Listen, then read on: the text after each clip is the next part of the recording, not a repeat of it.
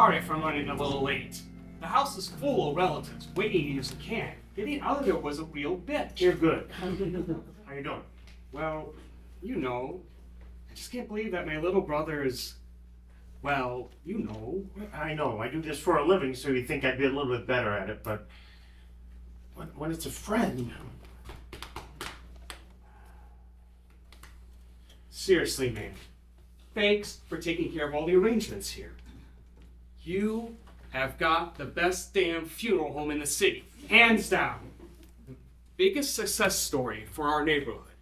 Unless you want to count the time when Junior Cooper was managing WWE Hall of Famer Jimmy Superfly Snuka. Now that's no news. You're the top guy now, and we all appreciate what you're doing. I mean, we were all just blown away when we heard about the car accident, you know? Just a regular morning, going to work. You just never know when... And Jack didn't make any plans for, well, you know, but come on, who does? It's actually more common than you think. When I first got in the business, people had plenty of ways to try to skirt around the inevitable. Take old Jack, for instance. Probably thought he would live forever. Nothing's stopping him. Sure am gonna miss that. So full of life.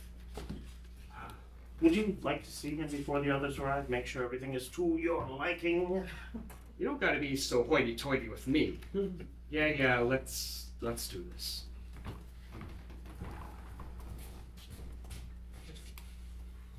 What? It's so quiet, you know? There was always like a buzz when Jack was around. That's what people really loved about him. I remember once when we were all going out. You, me, Jack, Jen, Phil, and I think that dumbass Kevin was hanging around then too. Probably a Friday night, and we all end up at Derry's Pub. Derry's? Oh my God, I haven't thought about that place in ages. What's there now? Oh, remember the smell of cigarettes and fish fry?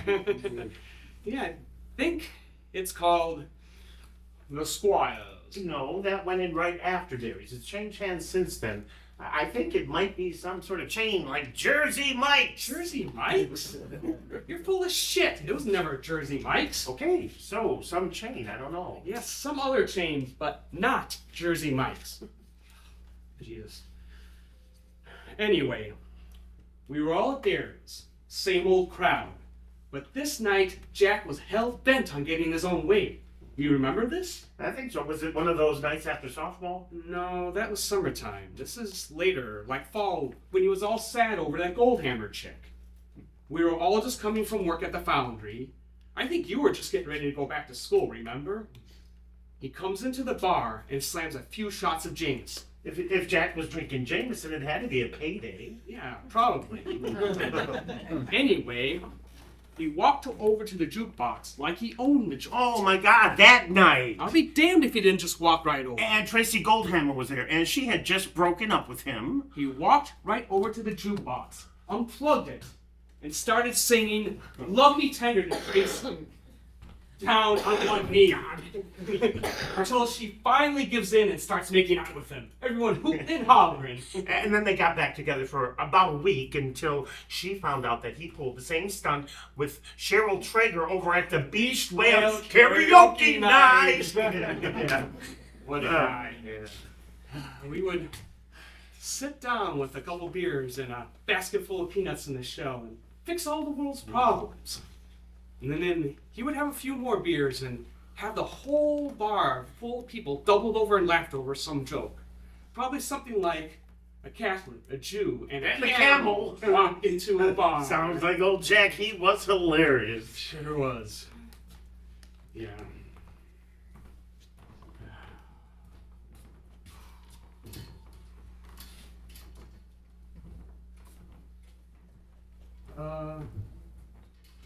He's got makeup on. I don't think Jack would be too thrilled about that. But I get it. He looks good. But he was always a good-looking guy. A real lady killer, yes indeed. Hey, remember the time we went to Madison for Halloween? We were walking down State Street and met that group of girls dressed like the Rockettes. By the time we told him our names, he had like 3 of them hanging up. 4. They were crazy for old Jack. Sure were. All right, that is enough.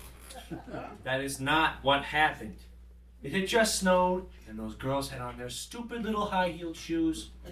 I was more than happy to lend a hand to keep their asses from falling on the cold, hard concrete, if you know what I mean. Classic Jack. Yes, my name is Jack Payne, and I'm the deceased in this little film. And it seems I've also agreed to play the role of the Greek chorus. You know, comment on the scene, give little insights into the action. Now, I know, one guy does not a chorus make, but let's just roll with it. Now, my name is an aptronym, which is a name that is apt or fitting for the personality of the person who has it. Like Usain Bolt, fastest sprinter in the world. Get it? It's all right. Now, my name is Jack Payne. And yes, I was a pain. A royal pain in your goddamn ass. I don't try and deny it. I think if you're gonna be an ass, you might like to be the biggest and best ass around. But you wouldn't know that by how these guys are talking. Old Jack? Lady killer? What putzes? It's clearly a case of idealization, which involves portraying the deceased, me in this case, as perfect or flawless, and completely ignoring any negative aspects of my personality or my life. Seems you know lots of stuff you didn't know before once you're dead. I never know nothing about a Greek chorus when I was alive. I couldn't have spelled atronym if it bit me in my big ass. Now I'm telling you about idealization? I'm some kind of brainiac now. Go figure. But truthfully, all this phony praise is a little hard to take. I wonder if anyone's going to have the balls to admit I was pretty much just a waste of food. Not much of a central dramatic question, but this is just a one act, so we're gonna roll with it. Hey, would you mind listening to my eulogy before everyone gets here? I wrote it out, but didn't practice it much. Okay, yeah, it's a really good idea to stand at the podium so that you know what it's going to feel like. Oh yeah, good idea. This should be good. Tell you, I feel like Tom Sawyer in the back of the church with Huck Finn. Hey, look at me spout literary illusions. Okay, like, I'm not the greatest writer, so I went to Google and asked them how to start a eulogy for my brother. And they said it should go, "Today we gather to remember my brother," insert brother's name. Or, as many of you know, insert brother's name, was not just my brother, but also my best friend. I thought they both sucked, so here's what I wrote. Today we remember my brother, Jack. As many of you know, Jack was not just my brother, but also my best friend. Solid. Genius. As most of you know, Jack was younger than me by 4 years, and those 4 years sometimes made a big difference. Like when he was 4 and I was 8, or when he was 6 and I was 10, or when he was 8 and I was 12, or when he was 16. Hey, Jim. What? I think you might want to tighten that up a little bit. You think so? Okay, we'll try that. Okay, here we go. Today we gather to remember my brother Jack. As many of you know, Jack was not just my brother, but also my best friend. As most of you know, Jack was younger than me by 4 years, and those 4 years sometimes made a big difference. Like when he was 4 and I was 8. Better? Brilliant. Sure. Go on. But when we got older, like when we were 20 and 24, or 21 and 20. You gotta be kidding me! Just leave that 20 and 24, man. Got it. We got older, like when we were 20 and 24. Better. We were inseparable. We were both still living at home, finishing up school, and having a time of our lives. And I know there are a lot of you out there today who know what I'm talking about. Am I right? Right? And then I hold for laughs, right? Practice your stand-up on your own time. I'm dead over here. Sounds like a plan. Okay, here we go. Jack was always life of the party. He always knew what to say when you were down. He was kind, generous, and always had your back. He was always smiling. Now that's just creepy. I mean, what kind of person is always smiling? Jack would do anything for anyone. He was just that kind of guy. Anything? Anyone? Nah. Depends on what she looks like. Honest to God, I'm just glad of the time we had together. All those long afternoons, playing catch, shooting hoops, building stuff in the garage. No matter what, we had that special bond that only brothers can have. You two sure were buds. Sometimes I think of you two as the brothers I never had. Matt, you have 3 brothers? 3! I remember when we would all go fishing. Jack would put the worms on hooks for us, clean the fish we caught, and fry them up in that really good homemade batter. Of course, he never thought to ask for help. He was just that kind of guy.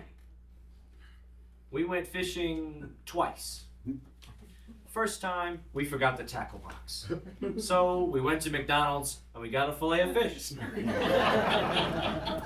Second time, oh my God, we remembered the tackle box. But it rains.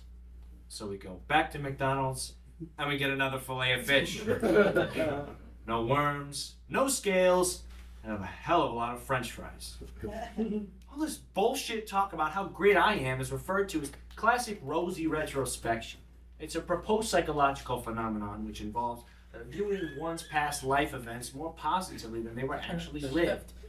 Now, studies do suggest that this can improve one's sense of well-being, a plus. But it's also a cognitive bias which can distort one's view of reality, a minus. In this context, it's really just a coping mechanism for the grieving. Damn, I am smart. We can only be grateful that he, well, you know, Died. doing what he loved best, driving that car of his. And I think I can say we all know what Jack's first love was. Am I right? And then I hold for laughs again, yeah? I think you might want to hold off on the car noises. He did just Die. die in a car accident. Damn O'Reilly's Auto Parts selling meat junk. It rings like a banshee. I don't like how this O'Reilly's messed up windshield wipers. I couldn't see shit. You're right. How about now he's up there changing windshield wipers with God.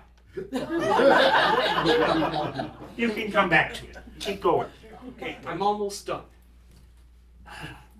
So, in conclusion, Jack is in a better place now. It was meant to be. In other words, it was destiny.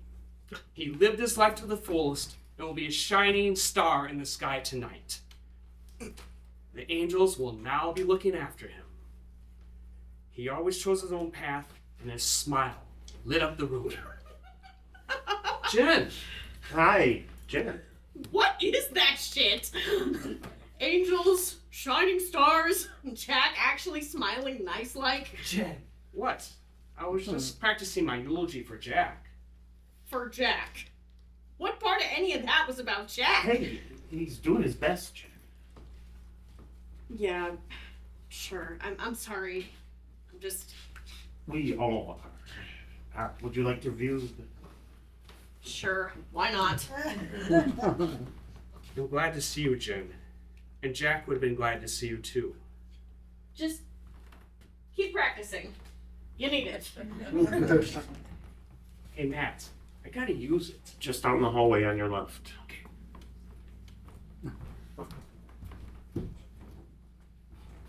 What a dumb shit. I told him to change those wipers last week. I also told him not to be such a pain in everybody's ass, but he didn't listen to that either. I mean, what the hell was he thinking or not thinking? Driving around in a monsoon with crappy wipers like a dumb shit? Hey, speak no ill of the dead. De mortuis nil nisi bonum. Bilingual too?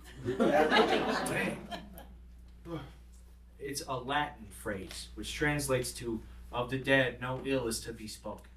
It's attributed to Chilon of Sparta, who lived in the 4th century AD. He basically wanted to get the point across that you shouldn't speak ill of the dead, who cannot defend or justify their actions. I mean, I was always in the lowest reading group. Mrs. Howard could put me with the bluebirds without a problem. But I digress. The point I was trying to make was, even if you shouldn't speak ill of the dead, I pretty much had it coming. Nah, he pretty much had it coming. You know, most people got skeletons in their closet, things they don't want anyone to know about them. Like, they think their grandma smells weird, or they stole money from the church collection box, or ooh, they were an accessory to murder, you know. But Jack, I mean, he put all the crappy stuff about himself out for everyone to see and hid all the good stuff. Leave it to him to do it all ass backwards. He really did suck. Most of the time. But when shit hit the fan, he had my back. Grade school, high school, ups, downs, he was there for me. When Sam and me finally hooked up, it was Jack who was happy for me. When Sam and me had the kid, Jack was godfather at the baptism. When I kicked Sam to the curb, Jack was there to make sure the trash got picked up. The same for husbands 2 and 3. I gotta say that now that he's gone. You know what I mean? I do. But we wouldn't want to ruin his reputation, would we? Even an asshole has a right to a legacy. Aren't you two all cozy over my damn coffin? He was really not a good guy. But he was a really great friend. And I will miss him so much, the dumb shit. And that's the real truth about you, Jack Payne. Don't worry, we'll carry your secret to our, you know. Hey, Matt, there's a guy at the back door delivering beer for the wake. Where should I tell him to put it? I will take care of that.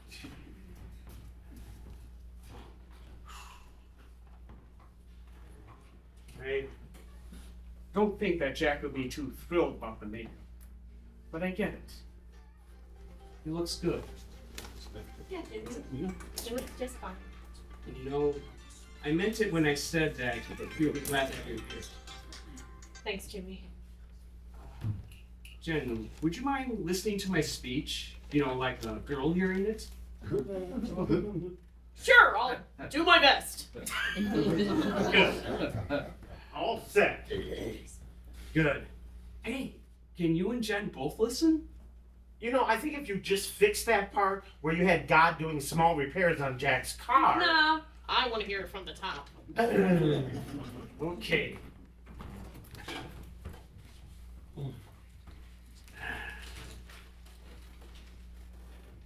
Today, we gather to remember my brother, Jack. As most of you know, Jack was not just my brother, but also my best friend. Speak no ill of me. You're gonna be able to hear a pin drop in here. One toast with me, your glasses fill. I fill them level with the brim. De mortuus nisi bonum nil. The lights are growing dim. And now you hold for laughs.